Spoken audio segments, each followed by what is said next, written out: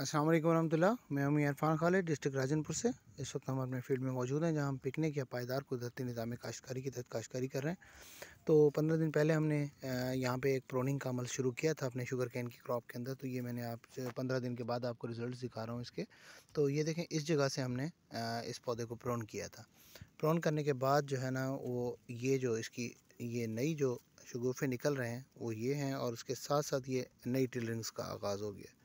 ये इसके साथ ये नई टिलर्स निकल रहे हैं, और ये मदर शूट काटने के बाद ये नया टिलर निकल रहा है।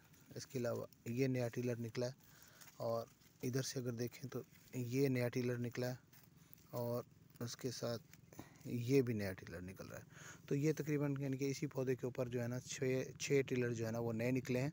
और जो पुरानी मदर शूट्स थी हमने वो काटी थी, इसकी 3 मदर शूट काटी थी, और ऑन एन एवरेज जो है ना वो तकरीबन कोई 5 से 6 टिलर जो है ना वो एक मदर शूट के नीचे मज़ीद निकले हैं। इसी तरह ये देखें, ये इसके साथ वाला पौधा है, इसको देखें।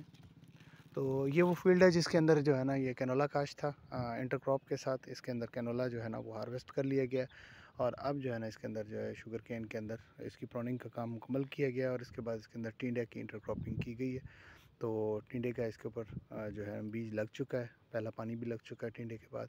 अब अगले 8-10 दिन तक हम देखते हैं कि टिंडे की क्या जर्मिनेशन होती है और कैसा रिज़ल्ट आता है। इंशाल्लाह उसके बारे में आपको अपडेट करेंगे। बहुत शुक्रिया। मियां इरफान, डिस्ट्रिक्ट राजनपुर।